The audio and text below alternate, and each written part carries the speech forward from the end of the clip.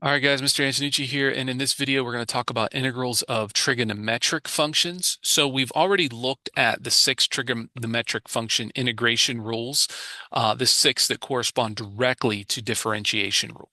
Now, with the log rule, we can actually complete a set of basic trigonometric integration formulas. So for this one, if we have the integral of tangent, we can use the basic trig identity that tangent is equal to sine x over cosine x.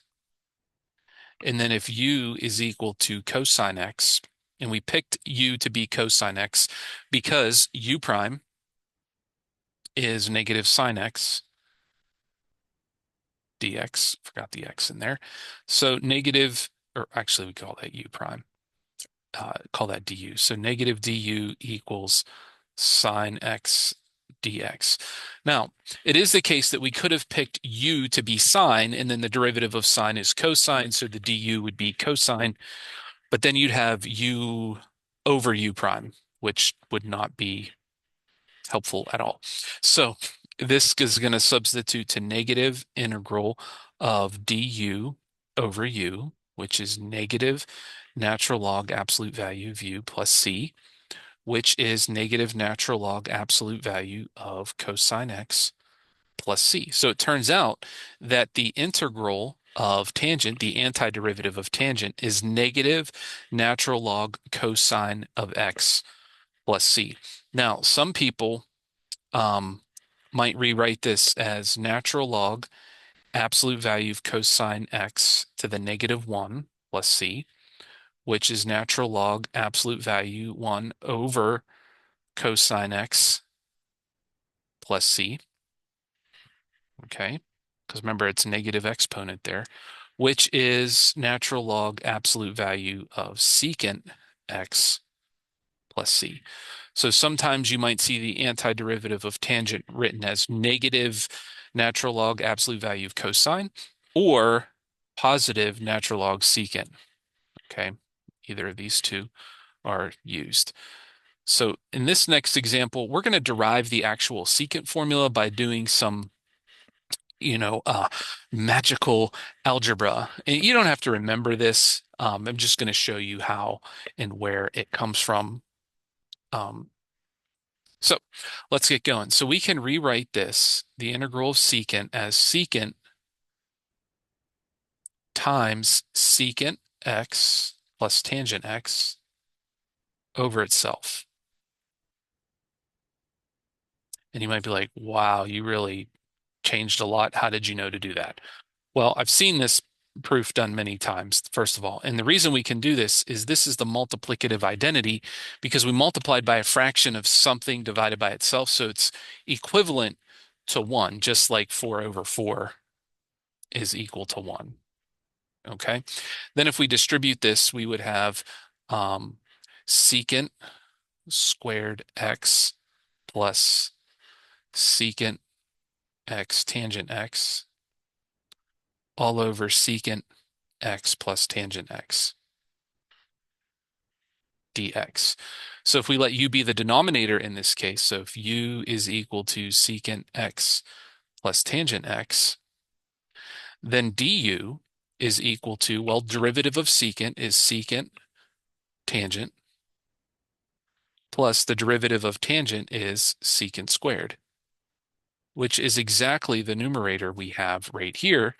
So this is the integral of du over u, which is natural log absolute value of u plus c, which remember u was secant plus tangent, so natural log absolute value secant x plus tangent x plus c. Okay. And you could get the integral of cosecant in a very similar way. I'm not going to go through all of that. You don't have to remember how to do all of these steps, but it is good to remember the antiderivative of secant is natural log absolute value secant x plus tangent x. So now we have ways to get integration formulas for all six trig functions. And I have the list here. You know the integral of sine and cosine. We just did tangent and secant. And from those, you would just do a similar process to get the integral of cotangent and cosecant, and they're all listed here. All right. So with that, let's look at an example here. We're going to evaluate the definite integral square root 1 plus tangent squared x. Now, this doesn't fit any formulas on the basic list. It doesn't look like any of the ones we just did, but if you remember the Pythagorean identity, sine squared plus cosine squared equals 1. Now, this involves the tangent form of that. So if you just divide everything by cosine squared, like this, then you would have tangent squared plus 1 equals secant squared. I'm just going to kind of abbreviate there. So I can rewrite this as the integral from 0 to pi over 4 of square root secant squared x dx. And in this case, secant is positive between 0 and pi over 4, so you can take the square root of it. And since you have secant squared, it's going to be the integral from 0 to pi over 4 of secant x dx, which we just figured out the formula for that, natural log absolute value secant x plus tangent x evaluated at 0 and pi over 4.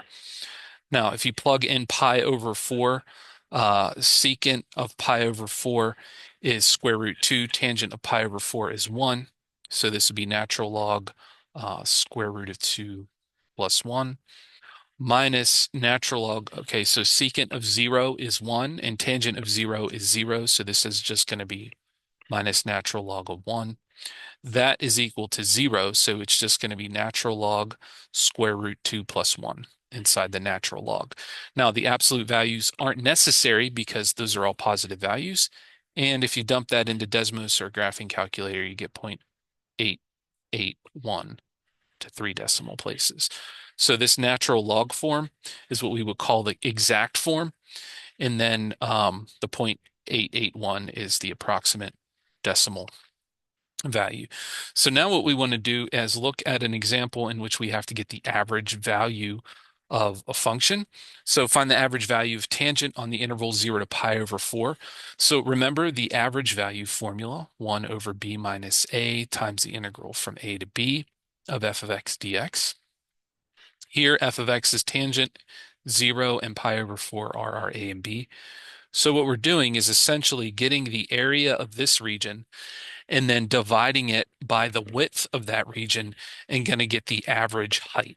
So I know my answer should be between the maximum and minimum values of that function. So somewhere between 0 and about 1. So let's start to work it out. So 1 over b minus a, so 1 over pi over 4 minus 0 times the integral from 0 to pi over 4 of tangent x. That tangent. Okay. 1 over pi over 4 minus 0 is the same as 1 over pi over 4, which is 4 over pi, times the antiderivative of tangent is negative natural log absolute value of cosine x. And we're going to go from 0 to pi over 4. So notice I put the negative out front here. So this is negative 4 over pi times natural log of cosine of pi over 4. I forgot the over 4. Cosine of pi over 4 is root 2 over 2 minus natural log of cosine of 0 is 1. Remember, natural log of 1 is just 0. So we have negative 4 over pi natural log of root 2 over 2 for that. That, again, exact answer, if you dump that into Desmos, you get 0.441 rounded to 3 decimal places. So depending on whether you wanted the exact or rounded answer.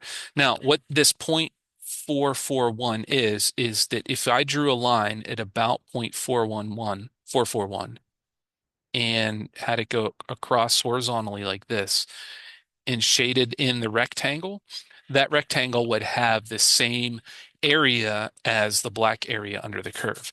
Additionally, this point right here is a value where the function actually hits its own average value. So that would be a value C.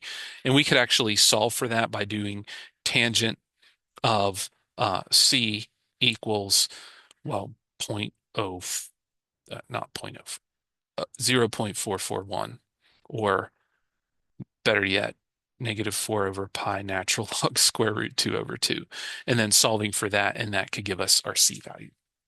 Okay. All right, guys. Well, that's it for this section. Hope that was helpful to you. As always, reach out if you have any questions, and take care.